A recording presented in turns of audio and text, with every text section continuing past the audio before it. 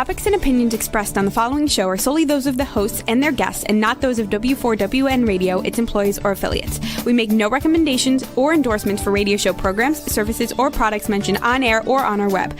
No liability, explicit or implied, shall be extended to W4WN Radio, its employees, or affiliates. Any questions or comments should be directed to those show hosts. Thank you for choosing W4WN Radio. This is Beyond Confidence with your host, Divya Parekh. Do you want to live a more fulfilling life? Do you want to live your legacy and achieve your personal, professional, and financial goals? Well, coming up on Divya Parekh's Beyond Confidence, you will hear real stories of leaders, entrepreneurs, and achievers who have stepped into discomfort, shattered their status quo, and are living the life they want. You will learn how relationships are the key to achieving your aspirations and financial goals. Moving your career or business forward does not have to happen at the expense of your personal or family life, or vice versa. Learn more at www.divyaparekh.com, and you can connect with Divya at contact@divyaparekh.com. This is Beyond Confidence, and now here's your host, Divya Parekh. Good morning, listeners. It's been a rough ride. So, been sick for the past few days, but I'm back in the saddle, so to speak, and back in the groove, whatever we want to call it. So thankful for the health. And that's one of the things to be so grateful about, not only for this season, but throughout the year. And I'd say that if you're feeling healthy, gosh, like the whole perspective on life is so much different.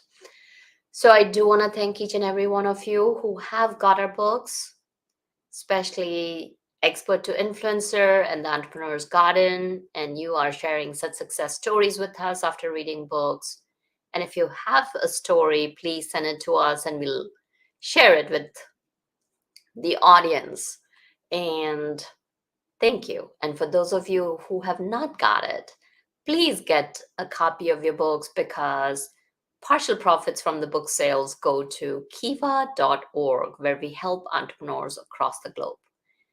And folks, I highly encourage you to spend that 1 hour of your time every month helping someone with no strings attached. So let's welcome our guest. Welcome, Lois. Hello. Thank you very much for having me. I appreciate it. Yeah, it's wonderful to have you. So Lois, tell us if you remember a moment from your childhood that still stands out for you even today. Well, that's a good question. I would say there was a point where in junior high, we were doing a sewing class. And after the sewing class, we had a fashion show. And I made my whole outfit. And such a touching moment was after the show, my father handed me a handwritten note that said how proud he was of me. And that still sticks in my mind. Even today, it was just a very special time. Isn't it amazing? The little gestures stay with us for the rest of our lives. It doesn't have to be a grand gesture. It doesn't have to be a whole speech. It's just that genuine, warm message from the heart that can impact a person's life. It's very true. Now that makes me curious. So did you continue going in the fashion industry? Well, I do enjoy sewing still, but I did go more into the business area. So I did change directions. You did change direction. So in high school, what else were you interested in? Well, in high school, very interesting, I took a cake decorating club. And through that process, I started doing cakes for people and started doing wedding cakes and birthday cakes and anniversary cakes. And that's how I actually paid for my college. So I actually began entrepreneurship in high school. How about that? Well, that's fascinating, and congratulations to you. I'm sure you're very proud of yourself, how not only you brought joy and happiness to people's lives, because I gotta say that cakes, whether it's a wedding cake or a birthday cake, people do look forward to it. It's an integral part of celebration. You also paid your way through the college. Mm-hmm. And That is so powerful. How did you think about that? Well, my parents weren't of wealthy status, and so I knew that I was going to have to really take a hand in that and make it happen. So it was, I mean, it makes you very proud to say that you participated and you took control of that. And I guess that increased my desire of being a business owner because I guess I have a little bit, maybe I have a little bit of a control issue now. So, like when you started baking cakes, how did you find people? Like, how did you know that people were interested in your cakes, and how did Well, you find for them while you were in college? that is just an amazing thing that happened. After I started taking this club, a friend of my mom's, a family friend, was getting married, and my mom volunteered me to do her wedding cake. Did not know how to put that together, but worked it all out, put it together, and it's like once you did that, people started talking, and there were weekends where I had like 3 wedding cakes to do, and it just grew from there. You know, a lot of people attending weddings that are planning weddings or know somebody who's doing a wedding, and the information just got around. So it was all organic. It It was all was in the organic. quality. Well, this was a It was quality. long time ago, so there wasn't any type of internet type thing. It had to be word of mouth. And it's powerful. And a lot of people forget. A lot of people are like, oh, we gotta be on social media. I gotta do this. I gotta do that. And people forget the power of organic Mhm. referrals. People forget that, it's still people doing business with people.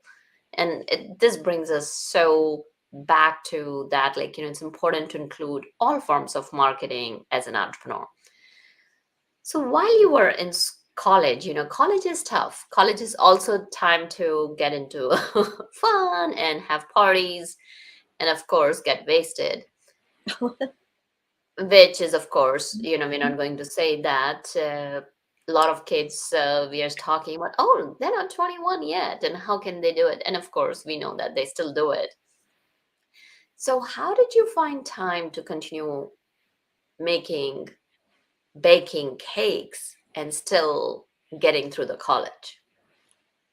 I'm kind of a strange person, I guess. I didn't get into the party scene and stuff. I was just too focused. You know, when you're paying for college on your own and you know that your next payment has to come from the next job that you do, you really focus in on things. So I wasn't distracted. Well, that's powerful, right? As Jim Rohn says, either you pay the price of discipline or you pay the price of regret. So, there's nothing strange about it. You were focused on your goal. You wanted to get through college. And if you were doing two things at the same time, you didn't have time for the additional time for fun, and which is fine. And if kids are having fun and still working through it, it is so dependent on an individual. A lot of people think that there is a one size cookie cutter or one size fits all. It's not so. The key is what works for you. So what was your major in college? And after you got out of college, where did your life take you? Okay, well, my main goal going to college was that I had already done cakes. I had spent a summer working with taking floral classes, and I'd actually spent a summer working at a bridal shop that sold gowns. So my Mm, original goal was, and I don't know why, but I wanted to go down to Georgia and open a full service bridal shop. So the mhm. only area that I needed more education was with photography. So my degree was a major in business and a minor in photography. And the summer before my senior year, my whole goal was to work with a wedding photographer so that I could get that part down. And so I did get a job with a wedding photographer, became his assistant. After about 5 months of being his assistant, he thought I could actually start photographing weddings. So he actually invested in me a complete professional photography system, and I started doing weddings on my own.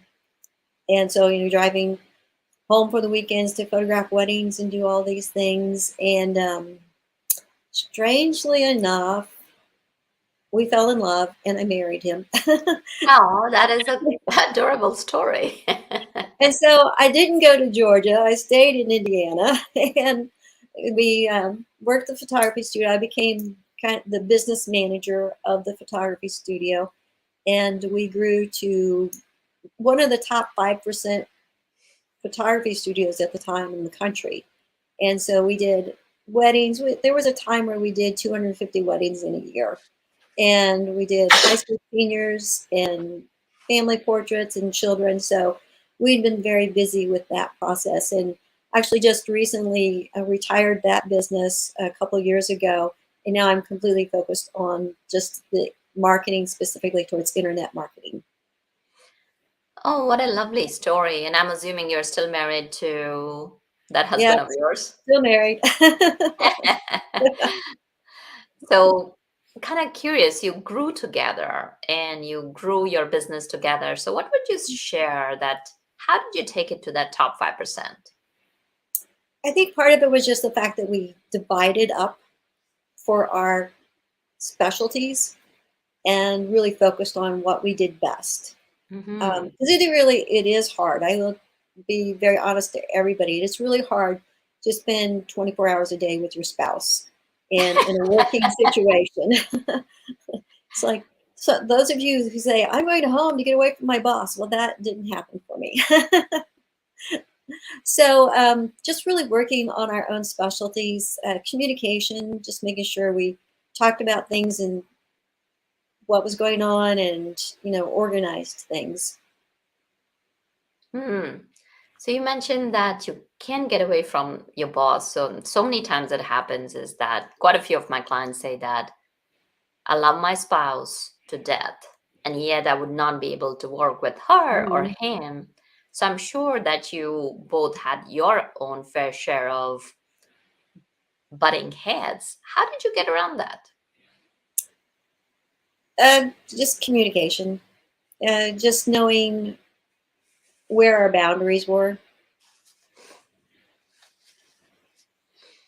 And how did you establish it? Sometimes, like, you know where the boundaries are, and still that's like, okay, let me push that button. I just tell him that I'm the boss, so he needs to listen to me. So, Yeah, well, he knew I, that if he kept you happy, then things would be okay. yeah. Happy wife, happy life, right? Right. Or, like, it's one of my clients says this, and it's so funny. He says, I've learned two words. Yes, dear. And there's so much power in those two words that Yes. he's he's married for 30 years, and Mhm. I'm like, interesting. Yeah. Yeah, we're So, approaching 38 years, so oh wow, well, congratulations. thank That's you. amazing. So from once you all closed down the shop, what moved you into the internet marketing space? Well, part of my main part of the business was the marketing. And so, back at the very beginning, it was you send out postcards because that was the Hmm. only best way to reach people. And so, as the internet marketing started coming about, I remember having a really in depth conversation. I had to like create a whole speech for my husband on why we should have a website. And and actually, it was a good thing because a friend was with us when I was doing the presentation. The friend was like, "Yeah, she's right, Jim. You need to do this." And so, and we were for the photography studio. We were always at the beginning of the internet type of things. And I remember one time sitting at my desk and just looking out the window, going, "Oh, I wish I had the marketing budget of Walmart. Wouldn't that be amazing if I could just have the budget that Walmart has?" And just feeling like that's such a bummer that the big corporations have the opportunity to have so much to available to them. And I think that's what internet has brought to us as local or small business owners. It's not really leveled the playing field, but it gives us more of a playing field to work with. And that is where I think that a lot of small businesses really need to put a lot of effort into focusing on what the internet offers to them as far as being able to be in front of the right potential customers. And, playing the Google, unfortunately, Google owns the playing field, the game board there. So you have to play the rules. You can't buy Monopoly and make your own rules up. You have to play by the rules. And just knowing the Google rules and what you need to do just makes it available to us as business owners. And I feel very privileged to help business owners work through that process.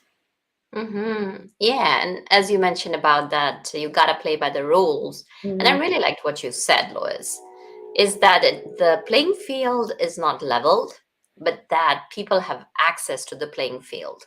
Mhm. And it's still a reality that there's so many companies, who can hire people who are doing SEOs for them day in and day out. They have the Google AdWords, they are experts in it, and especially if you put in any keywords, you Mm. will Yeah. see that at the top 4 or 5 people who have advertised capture the major share of the market. So now in that situation, share with us, how can internet marketers still get a piece of the pie, and how can they go about it? Well, that's a good question. Like I said, you have to play by the Google rules. So you have to know what Google's expecting. They have the term of black hat and white hat marketing.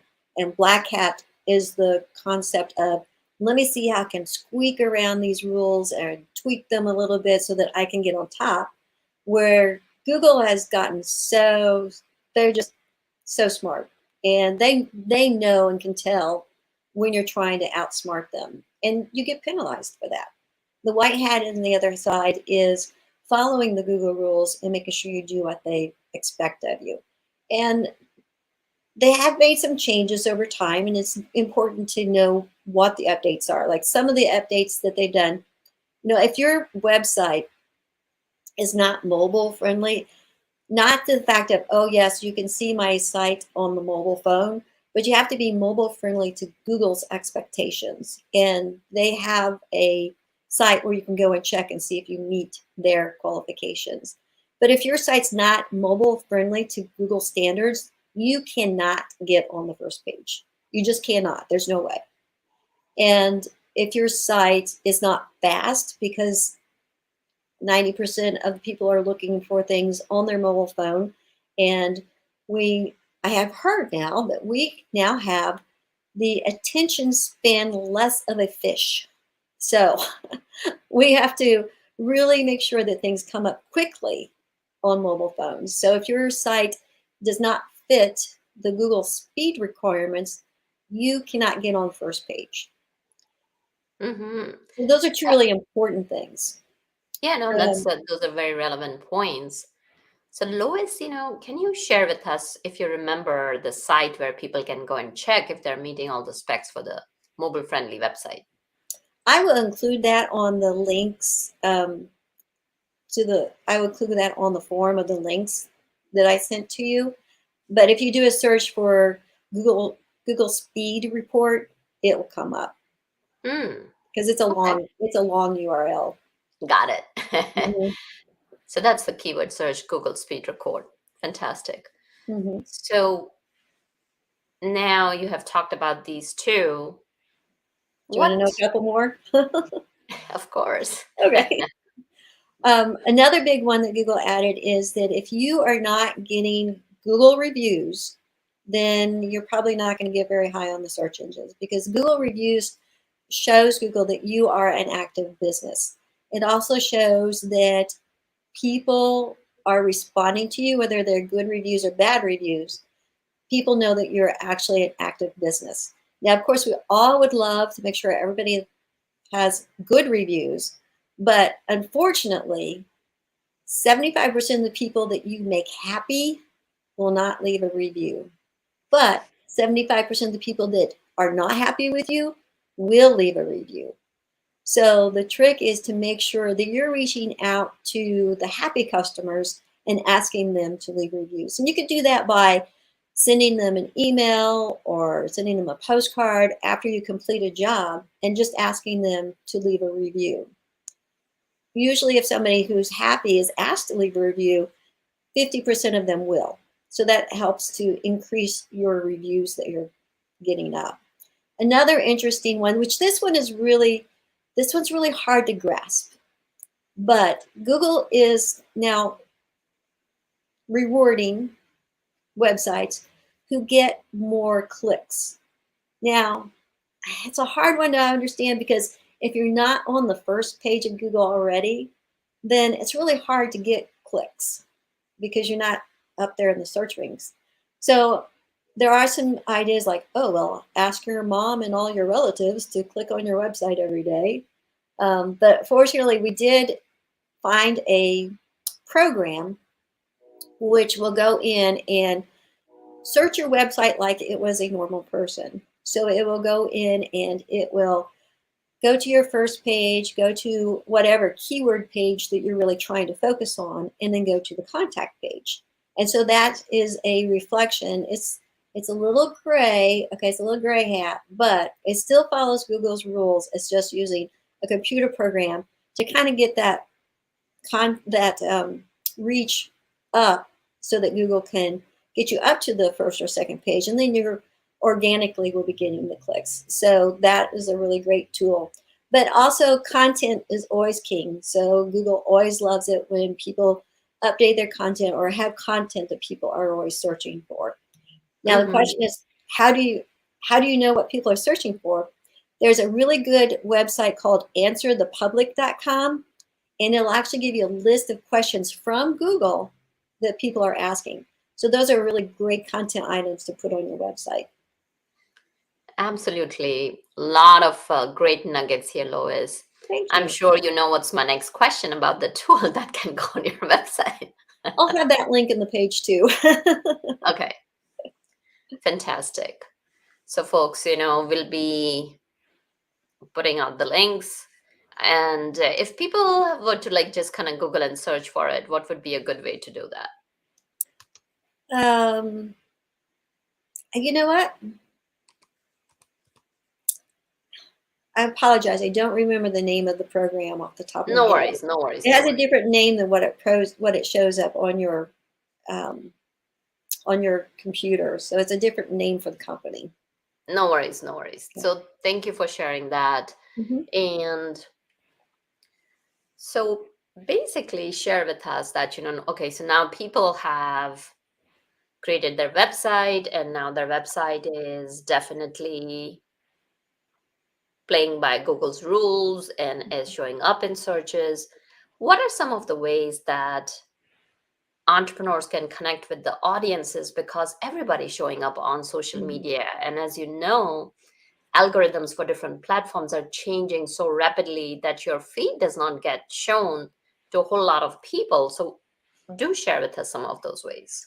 That is so true, especially Facebook. Facebook is making it so hard to reach out to people. You have to really make an effort to create conversations to improve your algorithm.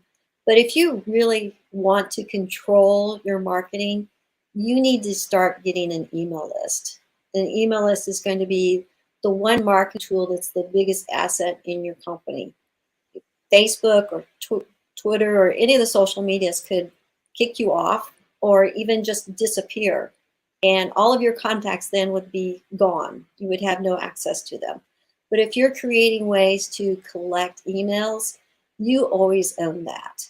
And Facebook has an average reach of about 2% if you're on the good side. But emails will have an average reach of about 20%, which still sounds kind of like a low number to most people. But if you build that relationship with your list and you build trust with them and you're giving them great content. Like I have one list on my emails that I have a 60% open rate. And it's because of my relationship with that particular list. So if you're giving great content and you're really building that relationship, you'll get a better open rate. Yeah, no, that's definitely, email list is one of the ways, getting on podcasts is another way. And if you're an entrepreneur, it's also like, a couple of other ways to kind of get on your audience's radar is like collaboration. Let's say you know another entrepreneur, so they have their own audience, you have your own audience, and just interviewing each other and Mhm. sharing what is that each of you does. And so what you're doing is just having like, five other entrepreneurs in your group. Now you have magnified the reach by 5 times.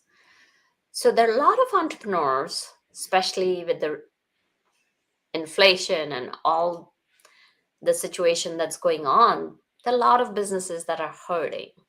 So Mm. let's say if people have on employees on payroll, I know that you help out people like getting additional money, and how do you go about that? All right, yes. So there is the ERTC tax credit, and that's the employment rate tax credit, in which case this is only available through part of next year. So it's going to expire soon. So one of the really important things is that if you are a business that had W-2 employees during the last 2 quarters of 2020 and the 4 quarters of 2021, you actually could qualify for the ERTC, which averages about $26,000 per employee. So it's it is a process, in which case I actually have partnered with a couple of accountants who specialize in this tax credit. So if you go to claim your ERTC.pro, there's a whole form there to fill out to see if you qualify. There's no cost to find out if you qualify. And we've had businesses come up with, the average is $150,000, but we've had some businesses with $300,000 or $400,000. It's between 500 and 500 employees. I don't know why the government has that restriction, so please don't ask me. But if you have between 500 and 500 employees, were partially closed or had trouble getting supplies or had a decrease in your income between 2019 and 2020 or 2021, you could qualify for this tax credit. And so it's, I mean, going into an inflation time or battling through this inflation, who couldn't use an extra $150,000 right now?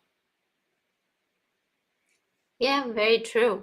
Very true. So no, that's a good way, and people can connect with you.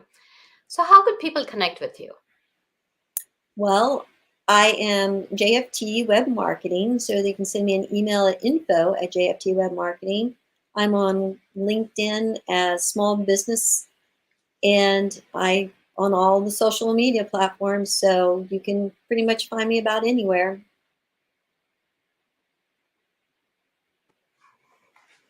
Well, that's awesome and good to hear that.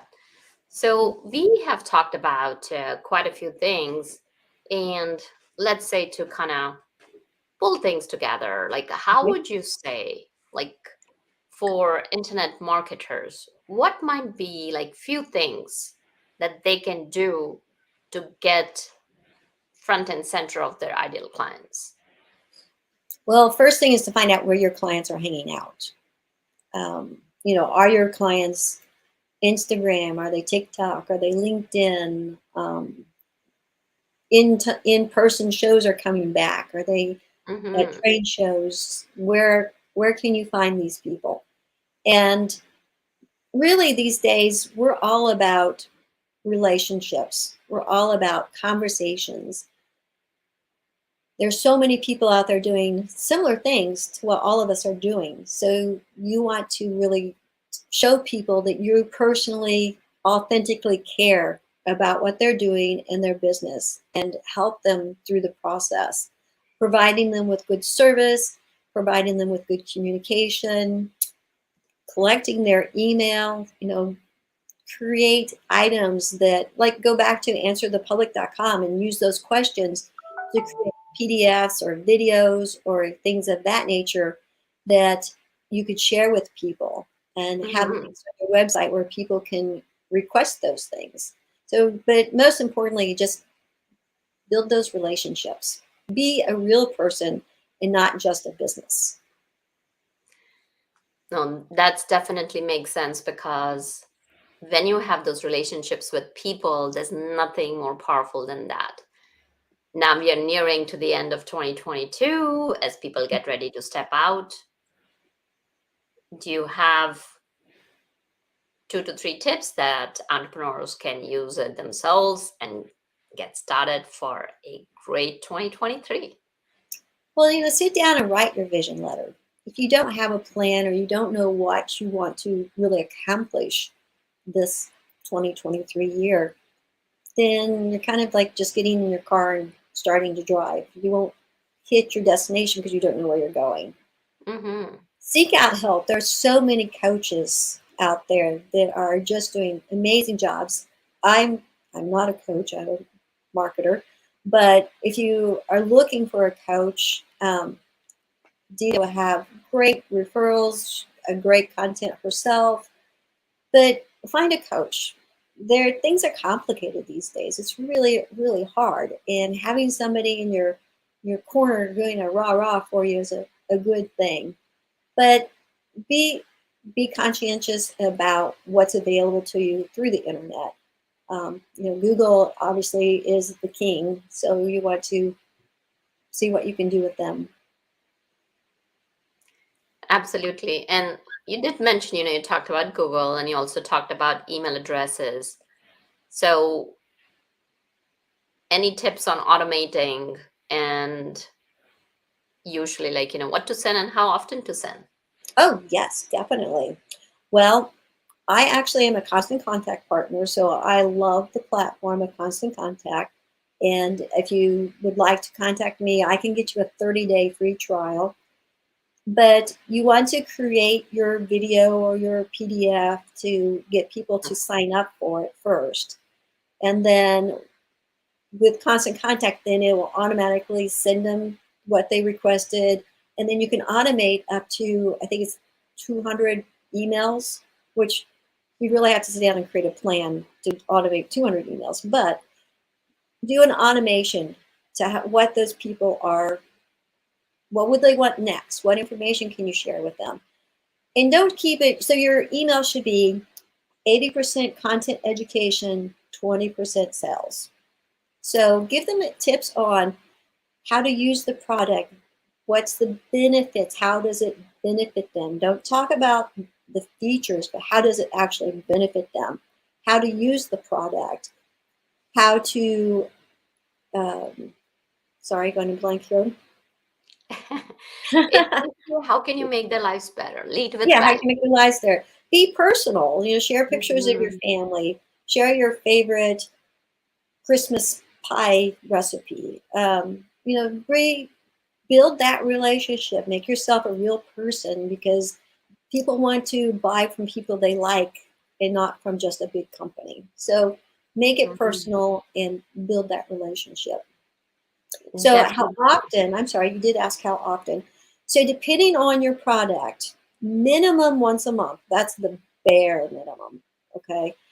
Preferably once a week. But if you're something, let's say you're a boutique and you're getting new products in on a regular basis. So you might do like 3 times a week because you could do like the beginning of the week, oh, look what just came in. And in the middle of the week, oh, look at these accessories that come in. And then, Friday would be like tips on what to wear to your event this weekend. So it depends on what your product is. But I would say minimum 1 month up to 3 times a week. Absolutely. Some solid advice over there. And here's the thing, folks. Lois, I really like what you said is that provide value. And to me, it's all about providing value and people. So here's the numbers game. Like, out of 100 people, maybe 5% of people will want to work with you immediately. And for some, it's like getting to know you, like if they're there for you or not. Like, so if you're providing that value consistently over the years, and it's so amazing that I had somebody on my list from 5 years and they recently became a client. So you never know when somebody's ready. So super important to reach out and provide value, because when you're providing value, that's one of the reasons we become entrepreneurs, is to make a difference and drive impact. And as you mentioned, it's about building relationships. And automation does work, especially if you're on vacation or something like that. You can schedule months in advance or weeks in advance. So you don't have to worry, oh gosh, I gotta be present here.